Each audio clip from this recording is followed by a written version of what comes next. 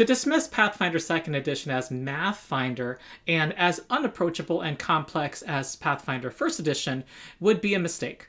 In fact, many people who stick to Pathfinder 1st Edition, one of their common complaints about 2nd Edition is that it takes too much from 4th Edition and 5th Edition and is a completely different game. This post describes it as building off of D&D 5th Edition. This person says it fixes some things from 1E at the cost of imagination and takes a step towards D&D 4E, and this person says it's not even remotely the same game.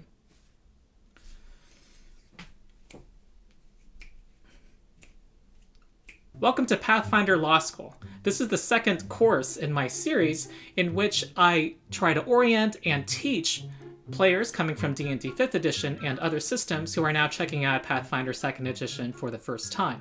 It's in my nature to start from the beginning. One can't really understand the decisions made in the system without knowing what problems it's trying to solve and the history of previous systems behind it. It's important to know the why of a system before explaining its details. So the second course will look at the design goals of Pathfinder 2nd Edition. I'm Ronald, the rules lawyer. I am a civil rights attorney who also has game mastered tabletop role-playing games for the last 12 years and also have experience teaching middle schoolers in an after-school program, about 8 years of that. All of which I think gives me a unique skill set primed to help people learn Pathfinder 2nd Edition. If you like this video, like and subscribe and ring the bell for notifications of the future courses. Before going into the design goals, I think it's important to say where I'm coming from. I GM'd Pathfinder 1st Edition when I started playing TTRPGs in 2010, about a year into its life cycle, and it was my preferred edition for 9 years. When D&D 5th Edition came out, I appreciated and preferred GMing it because of its relative simplicity. However, my heart was with Pathfinder 1st Edition and its greater detail and customization. However, I did realize that D&D 5th Edition was much easier for a GM, for me, to run. My preferred system is now Pathfinder 2nd Edition ever since its final version came out in 2019. I didn't like the playtest as much, but the final version sold me. So I think it's important to see this timeline first of all. D&D 3rd Edition, I think, was the pinnacle of offering character customization while sticking to the simulationist roots of D&D. Monsters and player characters were built using the same rules. However, a number of problems creeped up over time that later editions of the game have since tried to address. I will go into those things in more detail. However, suffice it to say that D&D 4th Edition solves some problems in 3rd Edition in its own way. That had a tepid reception for a number of reasons, and Pathfinder 1st Edition, the continuation of 3rd Edition, started to sell as much, if not more, than D&D 4th Edition. So seeing that as its leading competitor, D&D 5th Edition came out as a counter to the complexity and unfriendliness to new players that the previous game had. Pathfinder 1E, meanwhile, started to seem dated and got more weighed down under its own bloat. Its engine was nearly 20 years old. And so Paizo came out with Pathfinder 2nd Edition, which seeks to address the same issues 4E and 5E were trying to address in 3rd Edition, but incorporating the lessons, positive and negative, from 4E and 5E. In fact, two of the co-designers of Pathfinder 2nd Edition, Logan Bonner and Stephen Radney McFarlane, were people who had developed 4th Edition. So I'm going to systematically go through problems in 3rd Edition that 4E, 5E, and now Pathfinder 2 try to address. First, complexity in combat, complexity in stacking spell effects, imbalance between characters, and traps and exploits that are available through multiclassing, complexity in building characters, magic items that are less wondrous, melee combat being boring and lack of movement, difficulty in balancing encounters, including save or suck effects, skills rarely being used, martial caster balance, and spells that make certain stories harder to tell, and the 5-minute adventuring day. As you can see, I'm addressing complexity first because that is probably the number one thing dissuading people from trying Pathfinder 2nd Edition, the perception that it's complex. Yes, the core rulebook is intimidating and big. However, most of it reflects the huge amount of options, and most of the rules for playing the game are actually in this little section I am pointing at right there. And it's not much greater page-wise than D&D 5th edition. Also, by far the best way to learn the game is the beginner box. But anyway, in 3rd edition, we had many different kinds of actions. We had standard actions, move actions. When you combined a standard and a move action, they were a full round action. That was different from a one-round action. You can do a full round action and a swift action during your turn. Also, you can do an immediate action outside your turn, which would also prevent you from having a swift action on your next turn. Immediate actions were different from attacks of opportunity. You also had free actions, and the DM decided how many of those you could do. And you also had non-actions, such as 5-foot steps, which you could only do if you did not change squares on the battle mat with one of your other actions during your turn. And that was just the action system. You also had many bonuses that were in play and were usually changing in the middle of combat. Sure, bonuses of the same type did not stack, but that was not true about dodge bonuses. Dodge bonuses did stack with each other, unlike every other bonus type. There are many situational rules. You could use your move action to pull out your weapon, for example, unless you had the base attack bonus of +1 or greater, in which case you could pull one out for free while moving. And you had bespoke subsystems for specific mechanics that were often not consistent with each other. There was improvement, yes, over previous editions of D&D, but it still was a problem. And you had the infamous grapple action, which was quite complex and simplified and visualized in this flowchart. There are many conditions that you had to look up that didn't have much consistency with each other. This all served to dissuade new people from joining the system. And a lot of these rules still tripped up veteran players. All of these things added up together to slow down combat, and that became especially true at higher levels. 5th edition streamlined this quite a bit and made the game much more approachable for newcomers. It reduced the number of action types. You only had one action on your turn, and movement was something that you could do for free during your turn. Similarly, you can do one interaction with the environment or an object, and you might have the ability to do a bonus action in addition to your action. This simplified the game for new players. It put some considerations out of the way. You did not have to worry about moving up to an enemy giving you fewer attacks that turn, or worry about pulling out your weapon at the start of combat. However, over time, it does lead to some of its own new problems. For example, what if you want to put one weapon away and pull another weapon out? Under the rules, that requires your action to do, and means you don't get to do an action on your turn. What if you want to do 2 bonus actions on your turn?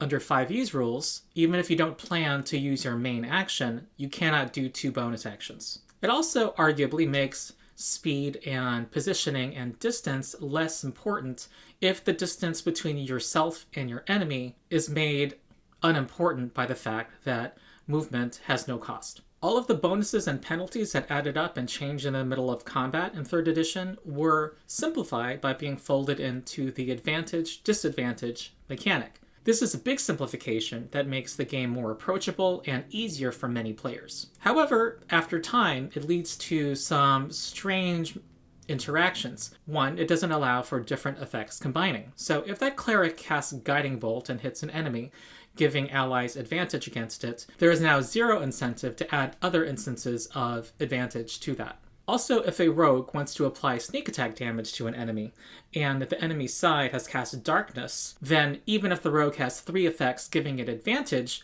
it can never gain advantage against that enemy because of one disadvantage effect. So the advantage-disadvantage mechanic simplifies combat, but perhaps by too much. D&D 4th edition had what I would argue a more intuitive system than D&D 5th edition. You had one action called a standard action, and you had 2 other types of actions that were less valuable than your standard action.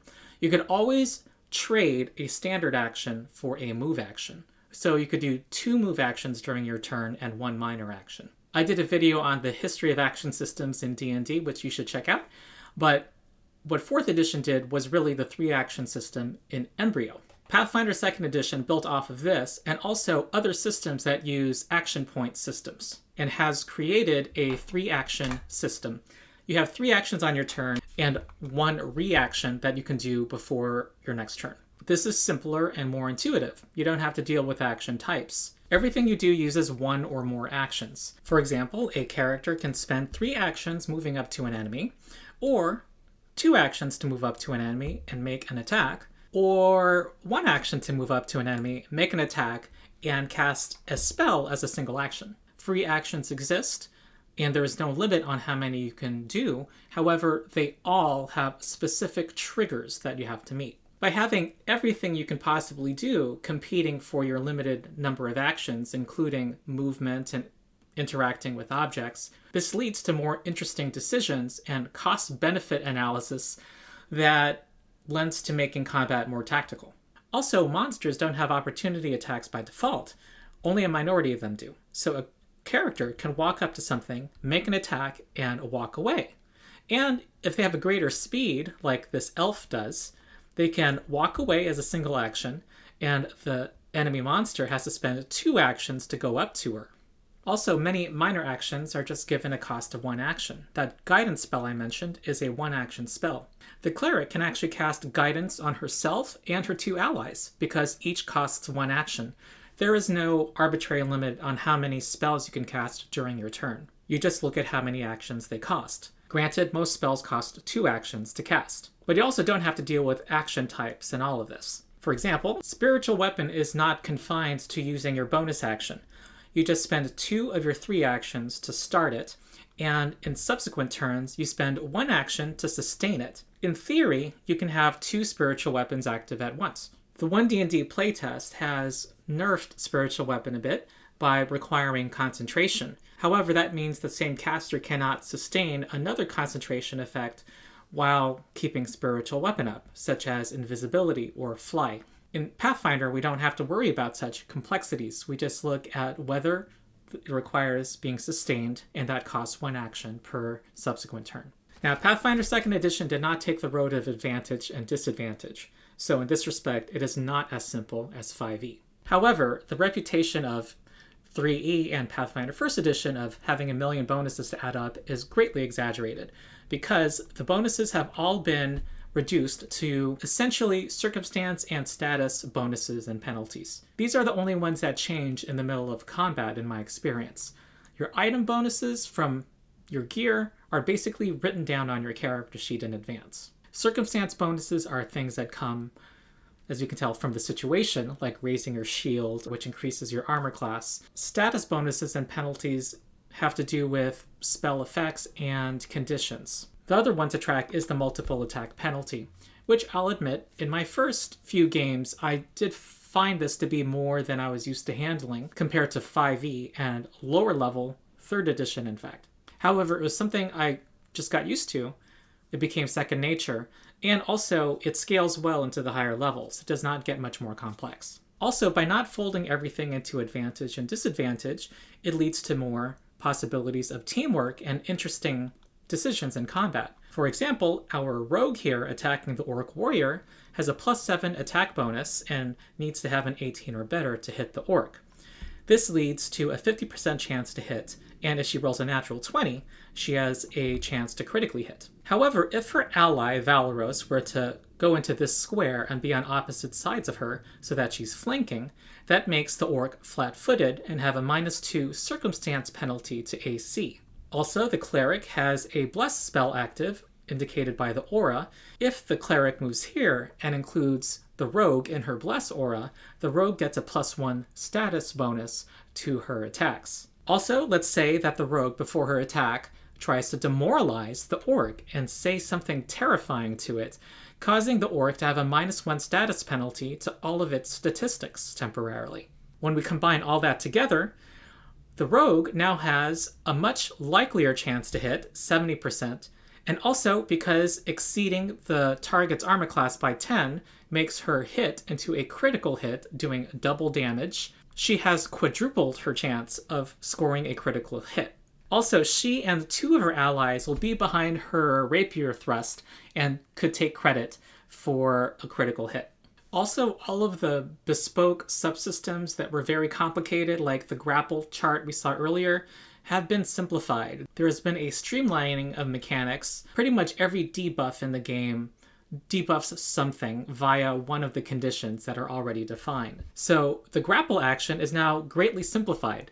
When you grapple something, it becomes grabbed or restrained on a critical success. The conditions themselves are pretty intuitive. There are more to memorize. However, they don't merge into each other, which was my experience with 5e conditions. Some give advantage and disadvantage on some checks, but not other checks. I found that a bit clunky in my mind and harder to memorize, honestly. I find that there's an internal logic and consistency with the conditions in 2e in my experience. So flat-footed is a very common condition in Pathfinder that just indicates the person is distracted and is not able to defend itself as effectively. There's a lot of ways to make someone flat-footed. You can make them prone. You can grapple them. You can flank them. This also means that all of those effects being piled up on top of each other do not stack because they only give you that same flat-footed condition, and that's intended. At the same time, another condition, immobilize, means you cannot do actions with the move trait, such as standing up or moving into another square. Our grapple action just simply says you are grabbed, which just incorporates these two actions we've just learned, that you are both flat-footed and immobilized, and there's a chance of failing anything you do that has the manipulate trait, basically using your hands to do something. I plan to do a video as part of Pathfinder Law School teaching all of the conditions, so like and subscribe and ring the bell for that. As you can see, there's referring to other things in these rules, which is a cause for some complaints. There is a learning curve to learning Pathfinder 2nd edition, and also leads to some page flipping, which is one of the common complaints about the core rulebook. One, you can mitigate that by using the online reference tool, Archives of Nethys. Two, once you've learned them and actually used them in play, they're like that. You know them. They turn out to be streamlined in practice. One thing that 5e did to simplify play also was to have all of a monster's abilities written out on the page. Now, that is something Pathfinder 2nd edition does not do. It actually has a glossary at the back of the bestiary that defines what attack of opportunity does and ferocity does in the case of our orc warrior. This is kind of similar to the previous issue, in which there is a learning curve, but once you know it, it makes actual play more streamlined. And here, it does lead to more interesting monsters in my experience, because you can fit more into limited space. Here we have attack of opportunity, which is similar to opportunity attack, and ferocity. It can, as a reaction, when it would be brought down to 0 hit points, still stay conscious and have 1 hit point. It also means an interesting tactic where you can bait a creature's attack of opportunity and then try to knock it out, because it has already used its reaction on the attack of opportunity and cannot use ferocity anymore. Or you can try to knock it out 2 times between its turns. It is more complex than in 5e, but through this shorthand, it does allow for more variety in monsters. And compared to my experience running monsters in 3rd edition, Pathfinder 1st edition, and 4th edition, I have found preparation faster and running a monster easier in Pathfinder 2nd edition.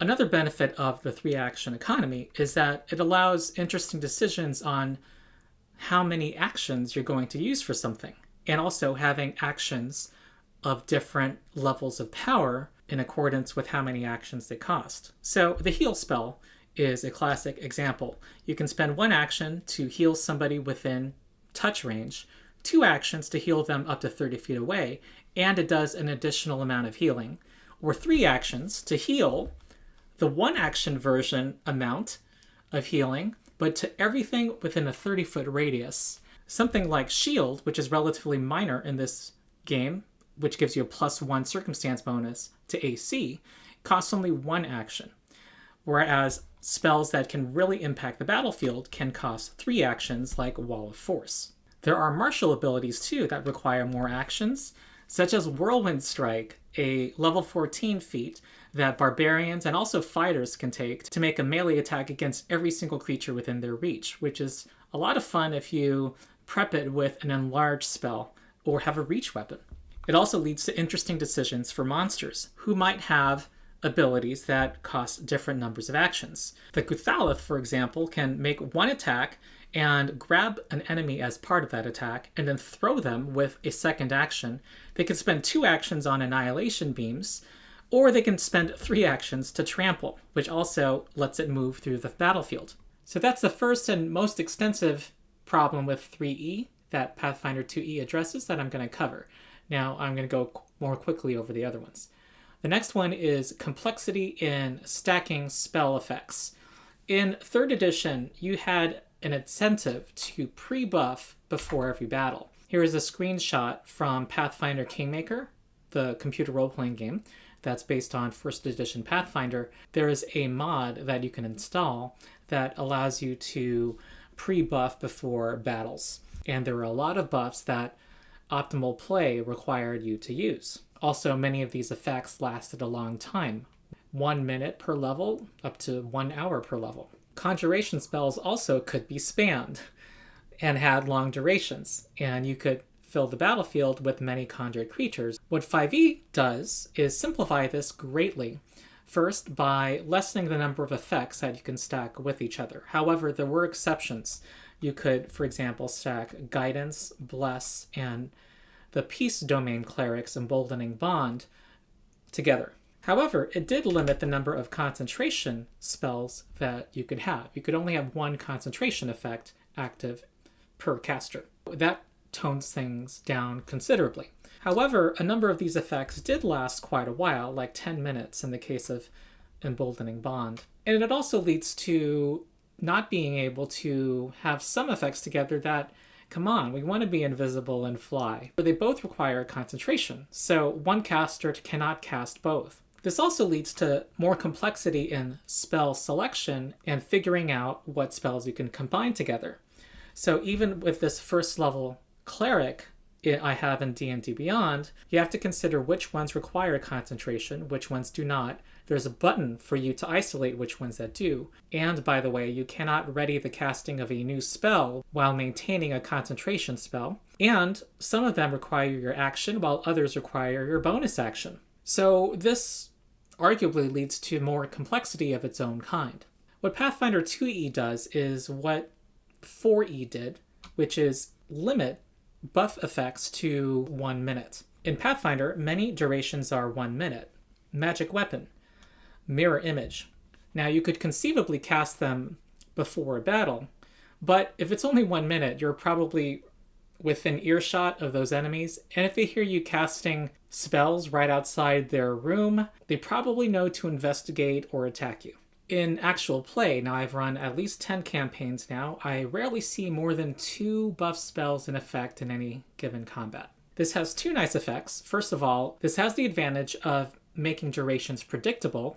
Nearly every buff spell has this 1 minute duration, but it also removes the incentive from longer durations of rushing the dungeon, milking the buff for every encounter that you can.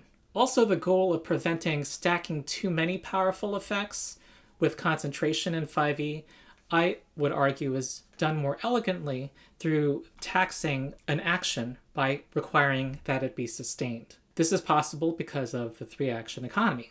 So when you summon most creatures with most spells in Pathfinder, it requires all 3 of your actions to do so, and what you summon immediately can use 2 of its actions. On subsequent turns, you sustain it with 1 action, and it can do 2 actions. This also creates interesting decisions because sometimes sustaining that spell means you cannot cast another spell which probably costs your remaining actions and move or do something else that could be urgent. This is Pathfinder basically saying yes, but. You can do that, however, it will cost something. So you can have 2 spells that require sustaining active at once. The next problem I'll take on in 3rd edition is the great imbalance that often happened between characters at the same table. One player who had deep knowledge of the system and built a character to optimize it can completely outshine another player who could be relatively new to the system or just someone who cared more about their character concept through their mechanical choices than optimization. This can lead to a number of problems at the table. One, the second player feeling outshone, and also just difficulty for the game master in providing meaningful challenge to all the members of the party simultaneously. Also related is how multiclassing in 3rd edition and Pathfinder 1st can be very rewarding to those players who know the system, but can be punishing for those who chose it for flavor.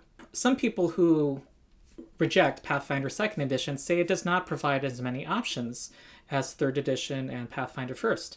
There are thousands of feats in Pathfinder 1st edition, for example, and I'm going to show them on the screen. However, many of these feats are very niche, situational, or are completely invalidated by the fact that there are some go-to feats in the system. There are very few martial optimization guides for Pathfinder 1st edition, for example, that don't have power attack, which is kind of like Great Weapon Master and Sharpshooter in that it gives you an essential damage boost at the cost of accuracy. The fact that there were some auto picks meant that there was an illusion of choice. You had many thousands of options, but there were some things that were just auto picks. And also, pretty much invariably, optimizing your character meant jacking up the numbers and stacking a bunch of things on top of each other for a specific thing you did every turn, or a handful of things that you consistently did all the time. This imbalance in character building leads to a situation where the decisions you make during a combat are far less important than the decisions you made when building your character. In 5e and Pathfinder 1st edition, as compared to Pathfinder 2, one arguably can win the game, quote-unquote, at character creation. I remember reading a forum where someone compared characters in these systems to building a wind-up toy that you deploy in battle, and it pretty much runs on autopilot based on what you've built it to do. That's clearly an exaggeration, but for anyone who sees the importance of adapting to the situation and working with your teammates in a Pathfinder 2nd edition game, it does feel like that when compared to PF2 in my experience. If you're interested in some videos where I do combat demonstrations that show the importance of emergent tactics, check out the videos that I'll be pointing to on the screen. This became a barrier to new players, first of all, who would be intimidated by all of the choices and not want to make a mistake without the tutelage of a more veteran player at the table. Simply going for flavor, let's say you want to have a caster who dabbles in fighting and so takes a level in fighter. You have now permanently lessened your spellcasting ability, lowering your caster level in 3rd edition by 1 forever, and also delaying access to those crucial higher level spell levels.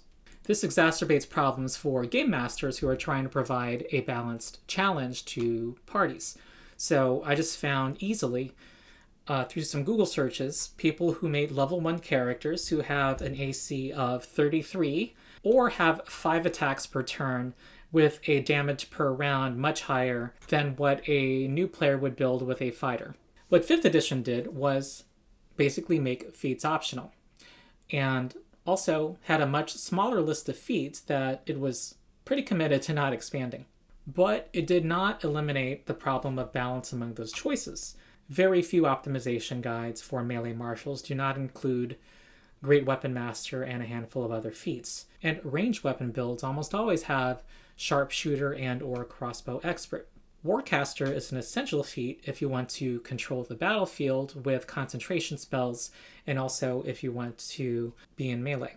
Also, it never really accounted and balanced for multiclassing, which to this day is simply a variant rule that most tables use. And many classes are front-heavy, so taking 1 level in Warlock with a Hexblade subclass lets you use your Charisma modifier for attacks, making it an essential level dip for many builds. Other popular level dips are 2 levels in Fighter, so that you can have 2 actions, which lets you cast 2 spells on your turn. So this rewards people who are in the know. You might sacrifice 1 spell level, but boy is it worth it. So being a more effective, impactful spellcaster sometimes involves taking 2 levels in Fighter, which is not obvious to the new player. Also, you can protect yourself and have one of the highest armor classes in the game if you are a spellcaster and take a feat or take 1 level of Cleric, which gives you heavy armor proficiency. And unlike fighters, you might have access to the shield spell, giving you +5 to your armor class at the low cost of a 1st level spell slot. Actually, spellcasters are often tougher and harder to take down in battle if their player is optimizing them than martials. So Pathfinder 2nd Edition does a number of things to address imbalance among characters. First, the math is tight. There are very few ways to get permanent bonuses, and the temporary bonuses that you get are relatively minor. Through the first several levels, you can get a +1 bonus from your magic items and from spells, and that's it. What matters most is your proficiency bonus. Your proficiency bonus, once you become at least trained in something, includes your level, which goes up as you level up, obviously.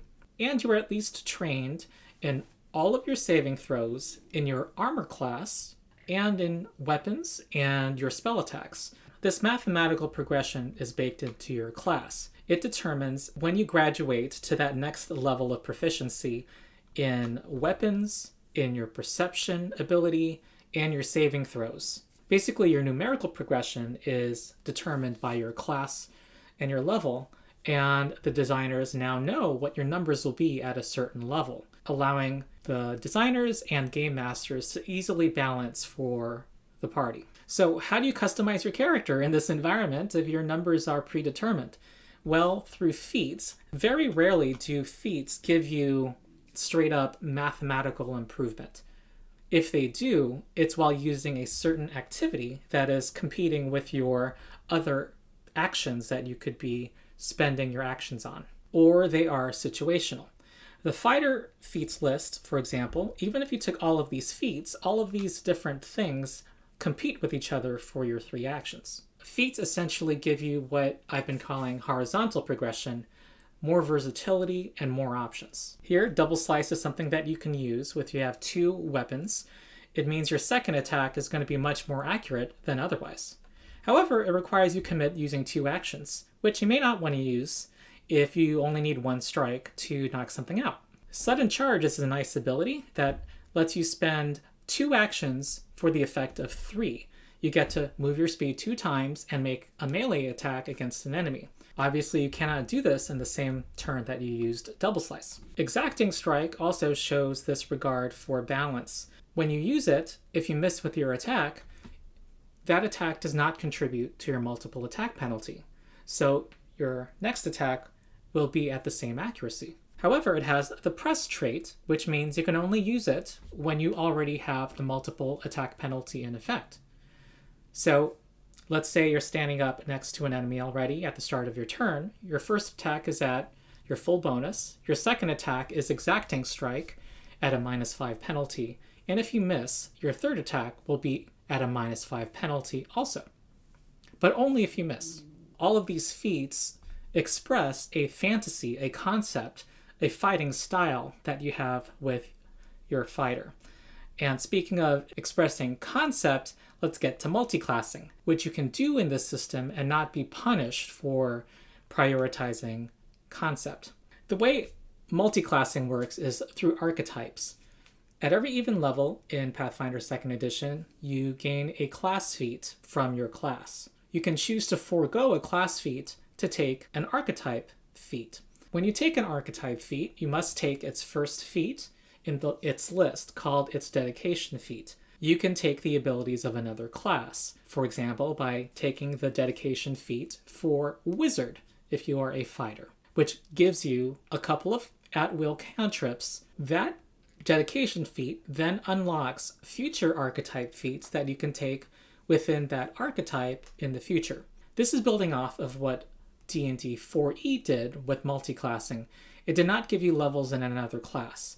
It gave you some abilities of another class via feats that you chose. However, this is, I would argue, better than what 4e did because there are more variety in the feats that you can take in that archetype. There are many archetypes that are not tied to another class. As you can see, there are about 40 of them here in the Advanced Player's Guide that have nothing to do with any other class. And you can take more than one archetype.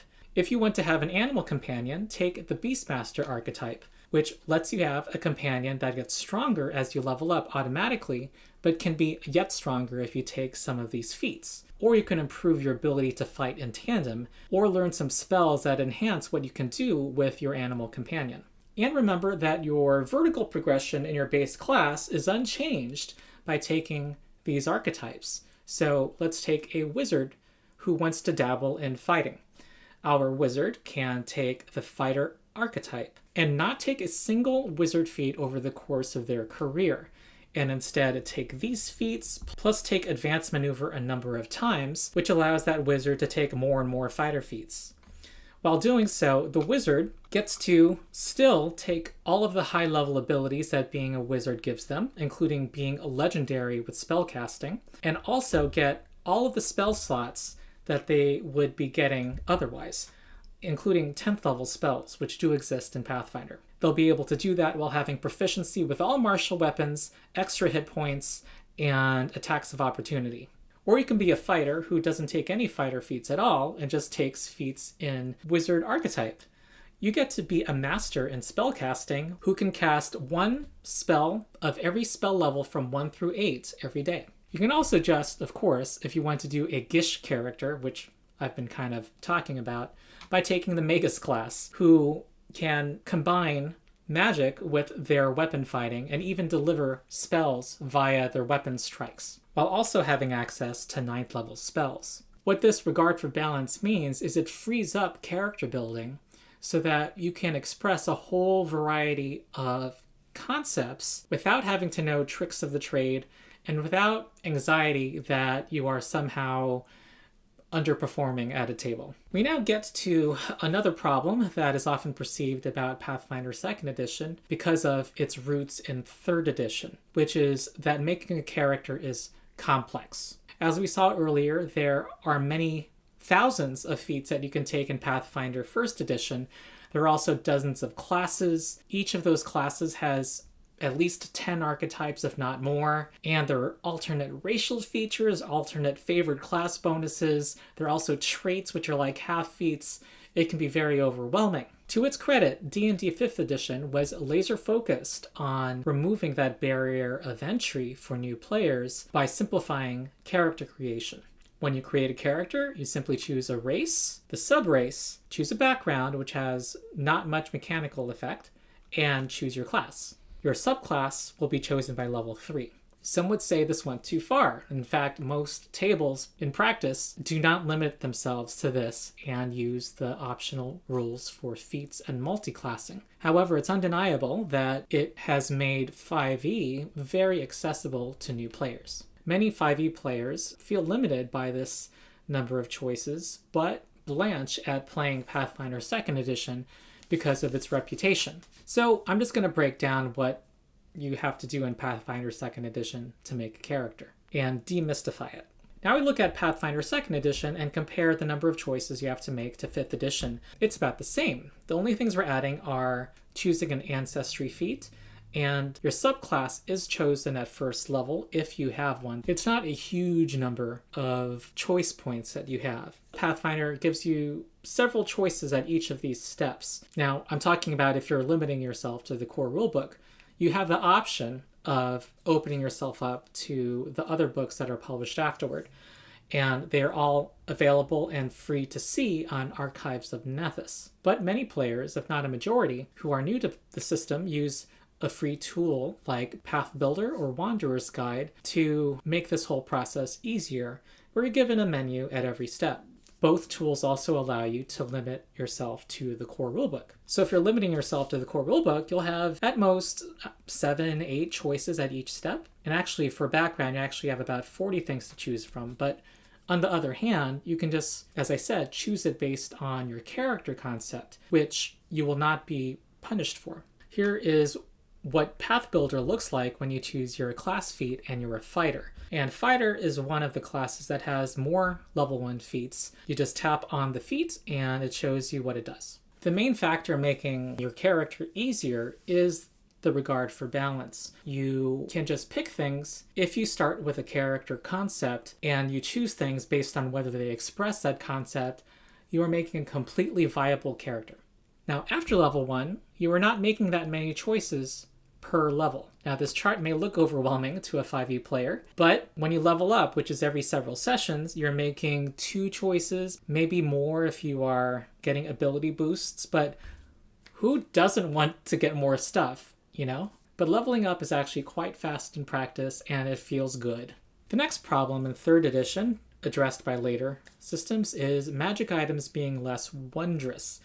In 3rd edition, you had what you called the Big Six. Every martial character would be chasing after numerical bonuses that they could get from a weapon, suit of armor, a shield, a ring of protection, an amulet of natural armor, and a cloak of resistance, which would improve your attacks, AC, and saving throws. This was often called the Christmas tree effect, and NPCs that you bested would often be dropping +1 weapons left and right that you would then sell so that you can get your ever greater pluses on your weapons. Now, this does not suit the world that some players and DMs want to have, where magic is pretty much ever present, where you toss away that +1 sword that you inherited from your forefathers that has all this lore behind it in favor of that +2 weapon that's going to make you more optimal in combat.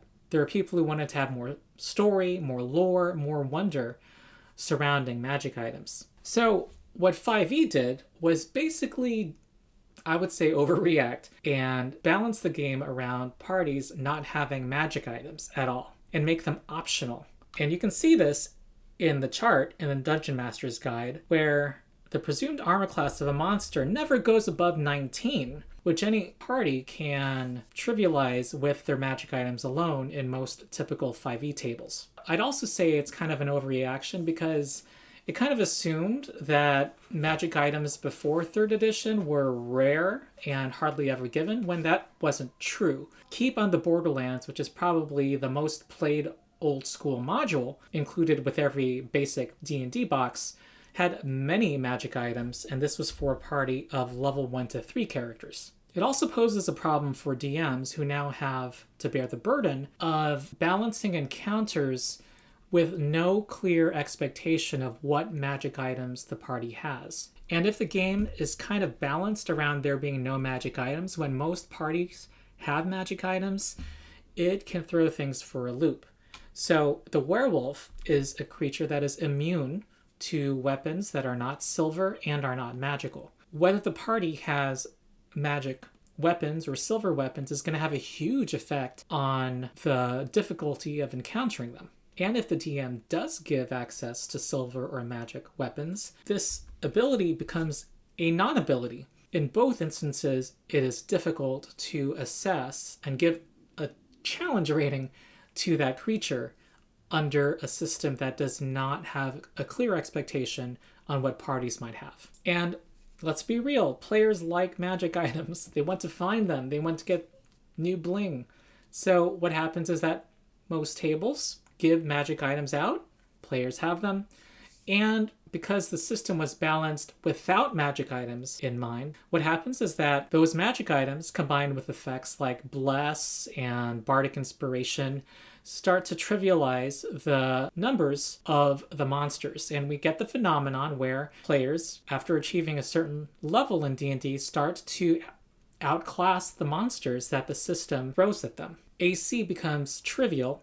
For example, many optimization guides for martial characters take into account damage per round calculations without any regard to what the armor class of the enemy is, and often use the Great Weapon Master feat for melee weapons, which gives you a -5 penalty in exchange for +10 damage, because they assume you're just going to hit them anyway. It's around levels 5 to 10 or so. Things get to a point where DMs start to throw away the DMG's encounter building guidelines entirely. So 5e's effort to make magic items unique and wondrous did so while creating other problems. What Pathfinder 2e does is, yes, it leads to a kind of expected number of magic items that you need at various levels in order to keep the math predictable. First of all, this avoids the problems we see in 5e. Magic items have levels and prices, which makes it much easier for GMs to figure out what items to make available to players. This also supports players wanting to do crafting. But the Christmas tree effect, the Big Six, that is generally reduced because there are fewer items that you need to increase your numerical bonuses. They don't give you as big bonuses either. They only go up to +3 in this edition as opposed to +5 in 3rd edition. Also, you can keep that heirloom sword inherited from your forefathers from level 1 to 20 because the way that numerical improvement is expressed is through runes that you can transfer from one weapon to the next. That level 1 sword you inherited from your father could become a +3 major striking sword, so it has +3 to attacks, does 4 dice of damage, and you could apply 3 property runes to make it do fire, ice, and acid damage also. And most importantly, a lot of these items have special abilities. It's something that Pathfinder 2nd Edition borrows from 4E, so you can get Boots of Elvenkind, which yes, give you a +1 item bonus to acrobatics checks. There's your flat bonus. But once per hour, you can ignore difficult terrain and get a +5 bonus to your speed for a turn. The Cloak of Elvenkind lets you once per day become invisible. And if you happen to have both the boots and the cloak, you can activate this invisibility effect twice per day. These special abilities accorded to magic items also dovetails with the automatic bonus progression variant rule. A table can remove the treadmill of getting higher numerical bonuses from items by simply making those bonuses baked into gaining levels, which this chart does, so that you get items purely for the special abilities that they give you. So you're able to do here what 5e works toward, but you now have magic items that are gained exclusively for the wondrous things that they do, and not simply for their numbers, all while the system is supporting the GM in its math. The next problem in 3rd edition was boring melee combat.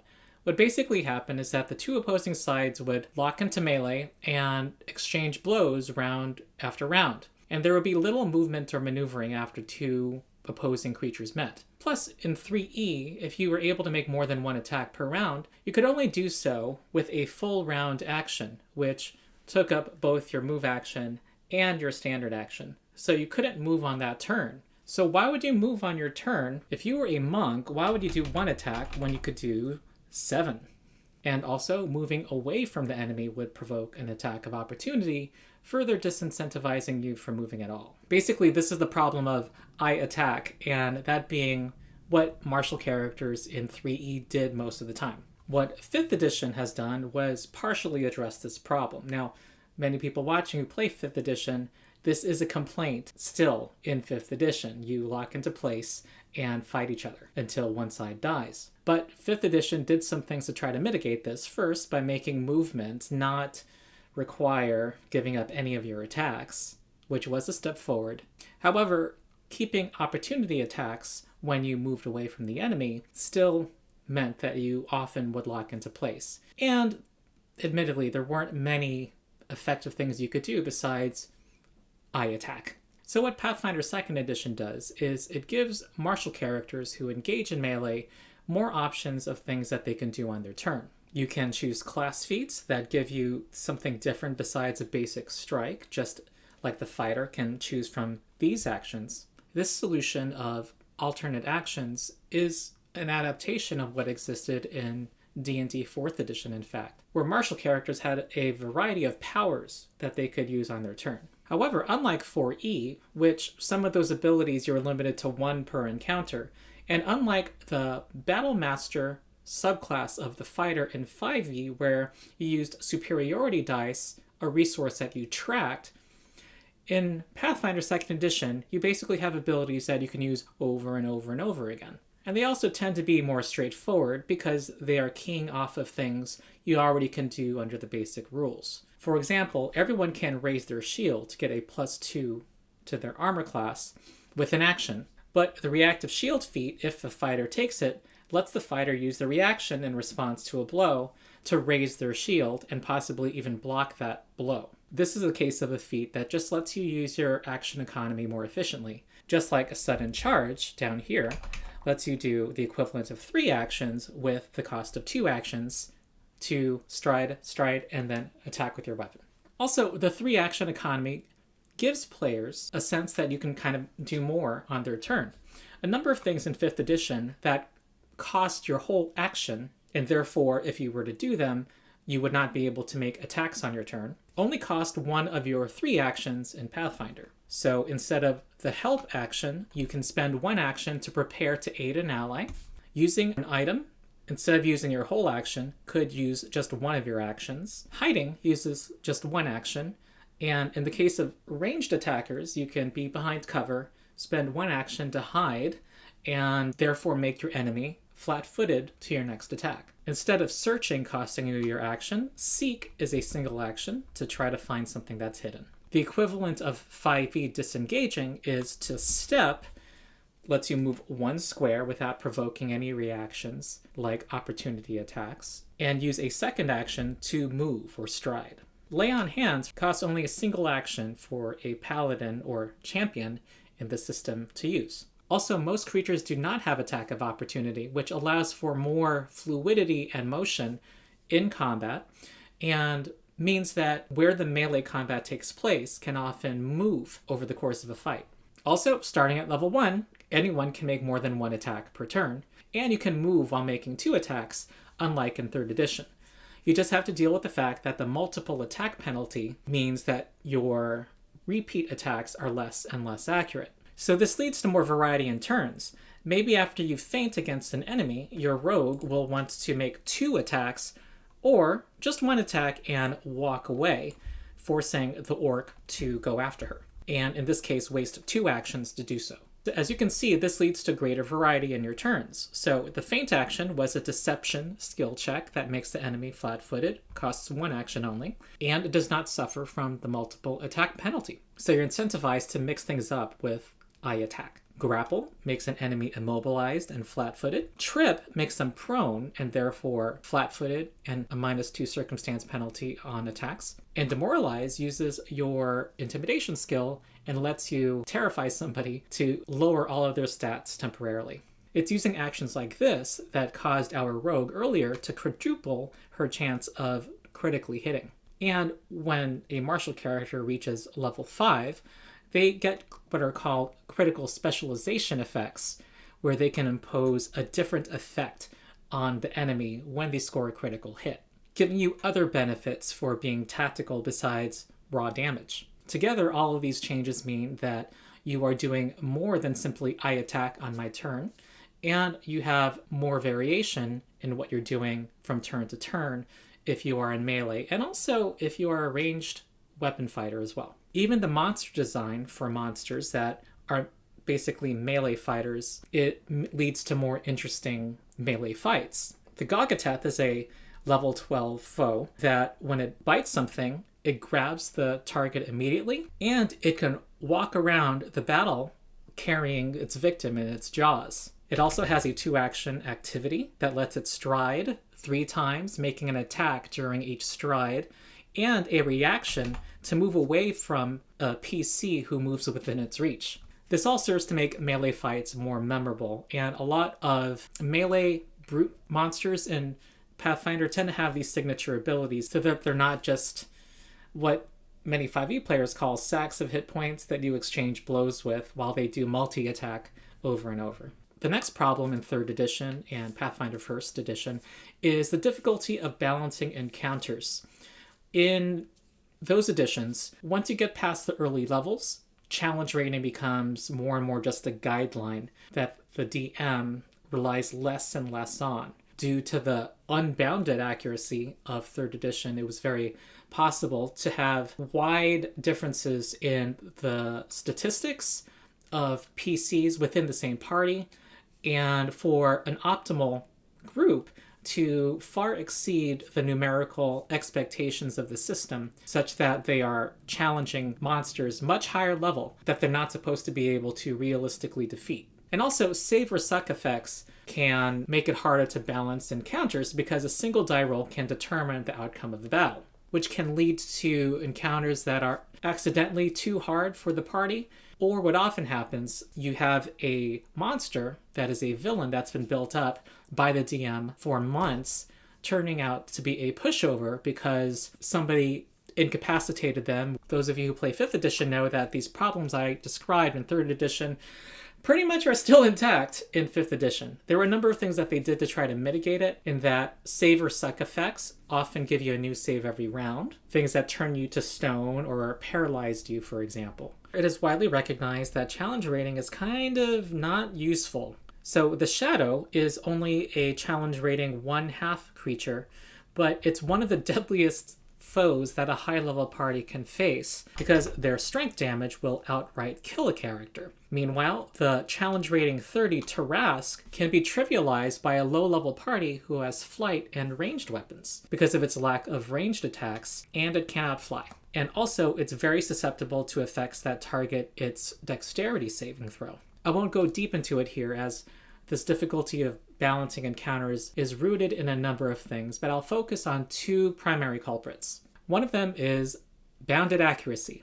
Bounded accuracy is the term put forward by the designers of 5e that flattens the math from level 1 to 20, such that your proficiency bonus only goes up slightly from +2 at level 1 to +6 at level 17. This means that characters and monsters of low level have attack bonuses and armor classes that, compared to previous editions at least, are not much lower than the highest level creatures. One of the consequences of bounded accuracy is that the effectiveness of one side's actions is less important than the sheer number of actions that side has. This makes it difficult to use the encounter building system provided in the Dungeon Master's Guide and Xanathara's Guide to Everything. We have to account for the number of creatures in the encounter. A single enemy has no multiplier, but if you get to 3 or more enemies, you are supposed to double their strength because of their greater action economy. This leads to a cumbersome encounter building method where you sometimes have to make several attempts to get the number just right.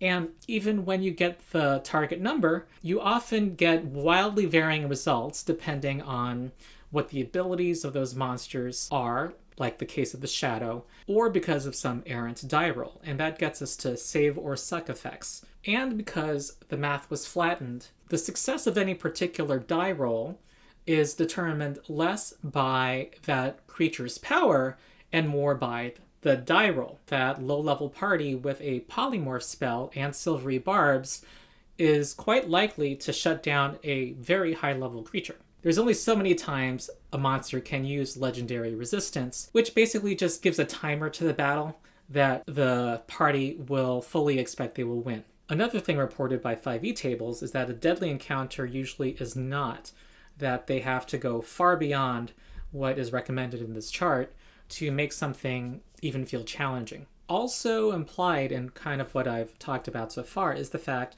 that bounded accuracy kind of isn't bounded in 5e. There are usually ways PCs get access to steer the math in the party's direction, even at low levels. So let's take a low-level party in 5e, which can do a number of things to bend the math in its favor. The guidance spell gives a +d4 to ability checks, and bards who are at least second level can add half of their proficiency bonus to ability checks that they are not already adding their proficiency bonus to. These two effects stack with each other. And ability checks include your initiative roll and also counterspell checks. All of the next bonuses can improve saving throws and attack rolls, which are the Bless spell, a level 1 spell, which adds a d4 to 3 allies' rolls. Emboldening Bond, the Peace Domain Cleric ability, which lasts 10 minutes. Bardic Inspiration, which can give a d6 and eventually a d12 to a single roll. And if the party has Silvery Barbs, if they fail a roll, they can call for a reroll. Or if the enemy succeeds on a saving throw against a spell that would shut it down entirely, they can force a reroll of that. And all of this on top of finding a way to add advantage to the roll or disadvantage to an enemy roll. In fact, the accusation of Mathfinder, often leveled against Pathfinder, both first and second editions, is arguably more appropriate for 5e than it is for Pathfinder second edition, because those extra bonuses reward you so heavily. So what does Pathfinder second edition do? First, it doubles down on what 4e did, which 4e added half of a creature's level to all of its statistics. Pathfinder now adds your entire level. So this is kind of the opposite of bounded accuracy, in which there's an aggressive escalation of power from level 1 to 20. This is multiplied further by the 4 degrees of success system. A creature one level higher than the party is likely going to have stats that are 1 or 2 higher than the party. That not only increases their chance to hit a party member, but also to crit a party member. This affects every interaction in the game, every demoralized check, every saving throw, and makes higher level creatures much scarier. We also have a controlling of the math. All of the stacking effects that I showed in the previous screen, we really can't do that because of the bonus types. There are only status bonuses and circumstance bonuses, so you can't add things like crazy. So the math is actually more bounded in the sense that it's controlled compared to 5e, while escalating, but in a planned way, such that I call it, this term has not caught on, but I think it conveys what Pathfinder 2e does. It creates a bounded escalator. So what this means is that you can have an encounter building system where you simply add up the XP totals of every single monster without having to use any multiplier for a higher number of creatures. And that tells you how difficult that fight will be. Now, there are some caveats. For low-level parties especially, a higher-level creature feels more difficult and sometimes is straight up more difficult. But with that caveat, I find it to be night and day, the ease of balancing encounters compared to 3rd edition and 5th edition, and this reliability persists through level 20. Another thing we see is that spells that basically remove a monster out of battle often have that effect hidden behind a critical failure. This allows a rebalancing of a number of spells in the game to be more in keeping with a balanced game. This also means that even a target that succeeds on its saving throw can have a significant partial effect. In addition, spells that take a creature out of a combat often have this trait called incapacitation. Every target has a level. If its level is higher than double the spell's level, in this case, a 13th level creature, then it counts its saving throw as 1 degree of success higher. So it's impossible for a level 13 creature to have this very bad effect of being turned into a harmless animal for unlimited duration. A spellcaster will want to use a higher level version, a 7th level version of Baleful Polymorph against that creature instead. Some tables may not like this and might want to house rule it right away, but I strongly suggest running it as written. This is key to the encounter balancing system and forces parties to have to work together to defeat higher level foes, and means that those villains you've built up as the GM are not going to crumble and make for anticlimactic fights. This balances both ways. This also means that a 20th level party will not be turned into hamsters by level 13 creatures. The end result that I find running Pathfinder encounters is this strange mix of feeling more unpredictable because the math is balanced and because of the 4 degrees of success. You never quite know what the result of any die roll will be, and it might turn into a critical success or critical failure at any time. Hit points are very swingy. A higher level melee creature can knock out your front liner in 1 or 2 hits. It leads to dramatic moments. It leads to more unpredictability during the fight, but the ultimate outcome becomes more predictable and is on this satisfying razor's edge where the party's tactical decisions matter in determining whether they win. The next problem from 3rd edition is that skills are rarely useful for a number of reasons. First, there are not many defined ways to use a variety of skills during combat. And outside of combat, the party just usually ceded something to the one character who drove up their bonus really high. The rogue who has a plus 30 to disabling a device will try to disarm that trap and probably succeed. Also at the same time, there would be magic spells that would often make skills redundant, like spells to unlock a lock or other similar spell effects. This problem is arguably even more pervasive in 5e because there are fewer defined ways your skills can be used. It's kind of just left for the DM and players to invent ways to use the skills. What Pathfinder 2e does is a lot of what 4e did in giving some defined ways to use your skills in and outside of combat. Here is a chart showing many of the ways the core rulebook allows you to use your skills. Tumble Through lets you use acrobatics to go through an enemy's space. Shove lets you use your athletics to force an enemy backwards. Feint lets you use your deception skill to make an enemy flat-footed to your next attack or attacks. Demoralize lets you use intimidation to debuff an enemy. And hide and sneak makes you hidden and then undetected in combat. And these are actions that any character can do in the game without any feats. Now, there are some feats that let you do more things with your skills, called skill feats. In this case, bon mot, which lets you insult an enemy, and if you succeed, they get a penalty to their mental defense and to their perception. And the only way they can remove that penalty is by insulting you back.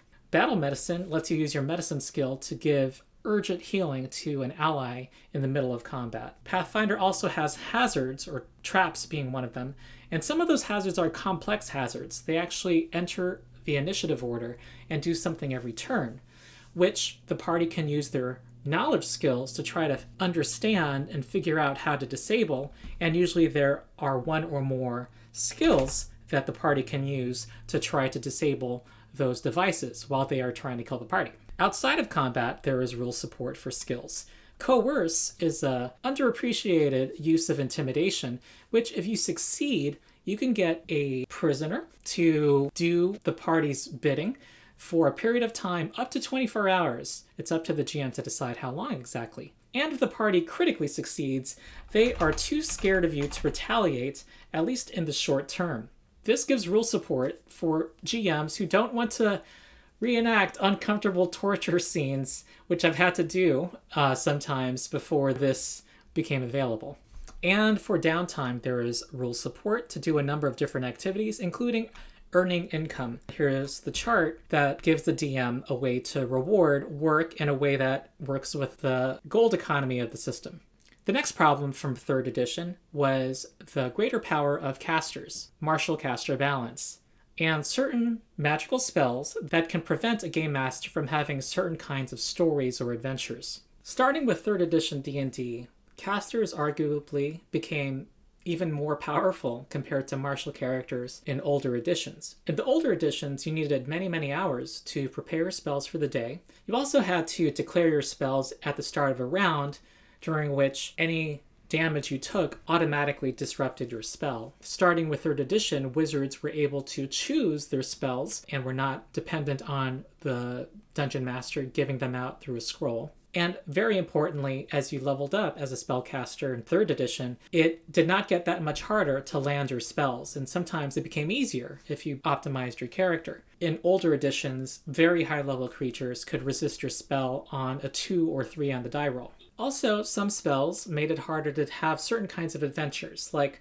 it would be hard to have a mystery adventure if your party had access to speak with the dead, detect lies, detect alignment. Scry and fry was a term to scry an enemy, pre-buff your party, and then teleport to where that enemy was, kill them, get their stuff, and teleport out. Teleportation also trivialized great distances. So for 5th edition, they toned down martial caster disparity some. First by toning down some spells like haste and fly, for example, now only affecting one creature instead of the whole party. The concentration mechanic meant that you couldn't really stack so many spell effects on top of each other. And high-level spellcasters don't have many spell slots beyond 5th level spells. However, these changes were arguably more than outweighed by the greater flexibility spellcasters have in 5e, what's called modified Vancian spellcasting. The wizard has a number of spell slots and can decide at the time of casting which of their prepared spells that slot is going to be spent on. When you combine that with the fact that most tables have only a few encounters per day, much fewer than the system anticipated, this means that there often is little consequence when a spellcaster decides to spend a 1st level slot on the shield spell or silvery barbs, when by level 5 they have about 10 spell slots, 10 more opportunities to cast that same spell. This has overall led to a situation where the spellcasters, who have the wider variety of tools to handle different situations, pretty much have access to that wide variety of tools at all times. Now I'm going to talk about what Pathfinder 2nd edition does, with the caveat that some people watching will not like these changes. The first thing is that a number of spells are nerfed. In order to make martials comparable to casters, they both strengthened martials in some ways and also weakened casters in a number of ways. There was balance in both directions. Some spells that people have used in the past that are kind of showstoppers are less so in this system. It forces more teamwork in the game. When you're a caster in this system, you have your niche. The marshals excel in single target, consistent damage, whereas you are better at area of effect spells, especially against many lower level enemies, and also tilting the battlefield in the party's favor. And also, you just have a wider variety of tools. Your magic missile might not do as much damage as the barbarian, but it is automatic, which is great against higher level bosses who are very hard to hit. Your spells that do different types of energy damage can target weaknesses of creatures. So, for example, our Ancient White Dragon has a weakness to fire. Every time it takes fire damage, it takes an extra 15 damage.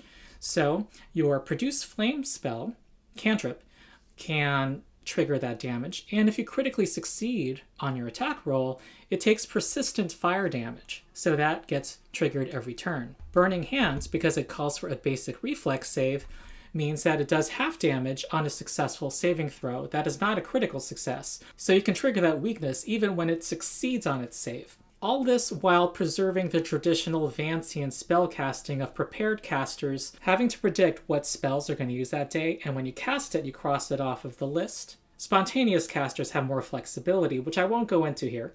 However, the overall point is that playing spellcasters rewards players who like to be rewarded for putting some thought into their play, and also having the right tool for the job, being able to deal with a wider variety of situations. But in general, spells have been rebalanced to be more fitting to what people expect for that spell level. Teleport is elevated to a 6th level spell, and so is Baleful Polymorph.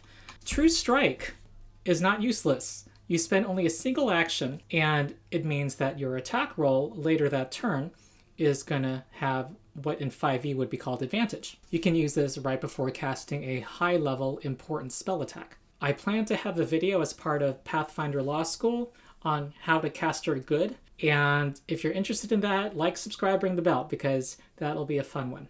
Now, on spells that can have a detrimental effect on the kinds of stories some DMs want to tell, we find rarity tags. If a spell might have an unintended effect on a campaign, like teleport, which some DMs might not want to have if they want to make travel more important in their campaign and wilderness skills, then it will have the uncommon tag or rare tag. The GM can simply say something is not available if it has this tag, and have the confidence to tell players you can have access to all of the common options in the game and know that it won't have any unintended effects.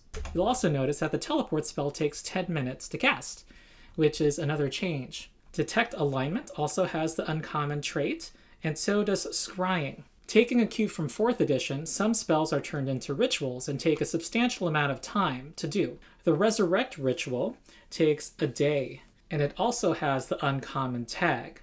Creating Undead also has the uncommon tag. Also, these rituals are priced with balance in mind. Resurrection has a cost that makes sense for a character of that spell level. In other words, death does not become trivial after a certain level. So in summary, powerful magic is still in the game, but the DM can control access to it. Another thing about rituals is that any character can conduct a ritual. A fighter who is an expert in religion can conduct the resurrection ritual. In case you're wondering, Raise Dead still is in the game as a divine spell that clerics can cast, but it takes 10 minutes and it has the uncommon tag. The last issue from 3rd edition that later editions tried to solve was the 5-minute adventuring day. The phenomenon that certain abilities, especially spells, are quite powerful, and that you want to go Nova, use all of your abilities in a fight, and then immediately rest to get those daily resources back. Now, arguably any DM could solve this by having wandering monsters or giving a story reason for the party to rush on through, but over time it becomes hard to justify this narratively, to have these conditions constantly true. 5th edition addressed this some by allowing players to do short rests. This is something from 4th edition, allowing players to restore their hit points and get some short rest resources back, such as warlock spell slots and other abilities. However, it's only a partial solution because the game was designed around having 6 to 8 encounters per day and having an attrition of daily resources. This is not how most tables have played. The DM has the same problems as before of having to consistently put pressure on the players to plow forward, which is not viable in the long term.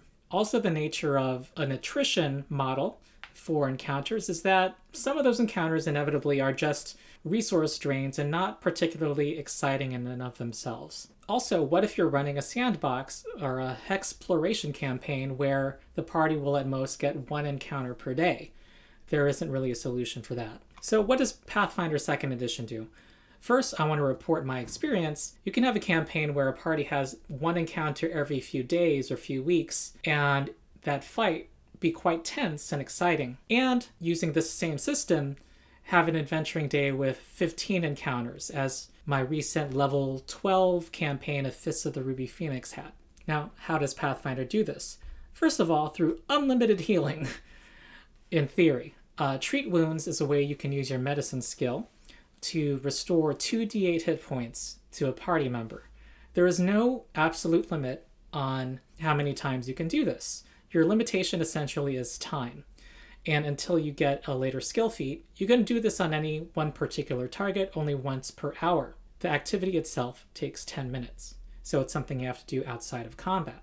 Also, when you become better at your medicine skill, when you become an expert, you can add 10 to the amount you heal. Eventually, you can become legendary and add 40 to what you heal. Also, there are skill feats for medicine that let you treat eventually up to 8 members of the party at a time. What this means is that if the party rests between combats, the party can be expected to have near, if not maximum, hit points for the next battle. This makes it easier for the game designers and the GM to balance for the individual encounter as opposed to the adventuring day. And every encounter, therefore, can be tense and exciting if you want them to be.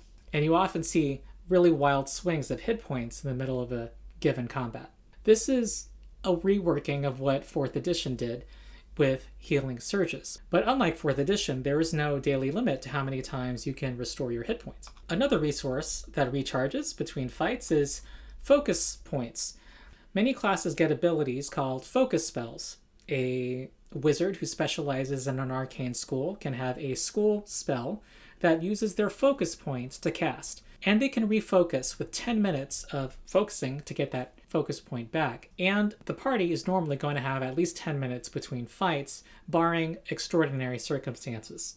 These focus spells are also not limited to spellcasters. Monks can have access to Key Strike, for example. This means that a spellcaster who has used many, if not most, of their spell slots for the day can still fall back on their focus abilities. Here is a high-level focus ability where a bard can sing and kill a creature with their song. Also, these focus spells and the cantrips that characters can gain all scale up with their spell level more aggressively than cantrips in 5th edition. Many of them improve with every single spell level that you gain. Also, martials do not have limited use abilities like in other editions. You're not going to be limited in how many times you can do Whirlwind Strike, for example. You don't have to track superiority dice like Battlemaster fighters have to do in 5th edition. You can just use them over and over throughout the day and keep on going. This all dovetails with the encounter balancing system so that a game master can tune every fight, no matter what time of day it is, or how many previous encounters the party has had, to be exactly as difficult as they want it and intend it to be. Now time for some closing thoughts. I will say that Pathfinder 2nd Edition is not best for every group and every game master. There are different styles of play that this system will not serve best. There are more rules in a Pathfinder 2nd Edition game that you have to know from moment to moment than in a 5th edition game. And for those who want to focus more on the narrative and have combats be fast and furious, Pathfinder 2nd Edition may not be better for them. Also, the concern for balance that is in Pathfinder 2nd Edition may not be what a table wants. Some game masters may want a disregard for balance and view that as a feature in their games. They want to be able to throw monsters of widely different levels and with abilities that are very memorable because of how powerful they are thrown at the party. It's just that does require a certain amount of finesse and experience on the part of a game master that not many new game masters will necessarily have. For the majority of DMs, though, the lack of regard for balance and the sheer amount of powerful abilities that characters get by level 10 and above makes DMing it a frustrating experience, as this excellent video by XP to level 3 shows. So to go back to my history of the editions, 4th edition did a number of things that were very innovative and were later borrowed by 5th edition and then Pathfinder 2nd edition. But for a number of reasons, it was not as financially successful as Wizards of the Coast had hoped. Pathfinder 1st edition was selling similar amounts, and a lot of the player base moved away from D&D at that time. It was also too different from what was before for many of those players. D&D 5th edition had as a main goal not to look like 1st edition, as my friend Luke from the DM Lair said. They wanted to rebuild bridges with players who had been alienated by 4th edition and make it a greatest hits of all the previous editions. And they talked openly about bringing together mechanics and people from previous editions. Its essential approach was to take the 3rd edition engine and pare it down to make it more approachable for newer players and also more manageable, less crunchy for at least veteran GMs from 3rd edition, so that running it was less of a burden. Compared to Pathfinder 1st edition, who was Wizards' primary competitor at the time, it succeeded with flying colors and is easier for new players to enter and easier to run in a number of ways. It also empowered game masters to rely more on rulings, not rules, their sense of balance, which was a relief for people like me who were getting some fatigue from running D&D 3rd edition and Pathfinder 1st edition, that you could have a lighter system with less rules load and focus more on things that make tabletop role-playing games unique, the story, the narrative. However, over time, as with any edition, its limitations have become apparent. Players have wanted more ability to customize their characters. Players and DMs have been frustrated by somewhat stale combat and unworkable high-level play. Pathfinder 2nd edition was made in counterposition to 5e as a way to preserve the amount of customization and tactical crunch from 3rd edition while borrowing innovations and simplifications from 4e and 5e. It has had the advantages of being after these other editions and learning from the lessons, positive and negative, from those editions. And it also did not have the burden of not having to look like 4e. Enough time had passed from the edition wars of that time. When Pathfinder 2e inevitably looks clunky and dated to future gamers, it will go through its own process of reassessment and redesign. My main criticism of current design efforts to revise 5th edition D&D is being too conservative and overestimating how much people want to hew to some parts of 5e's design that create a number of unwanted problems.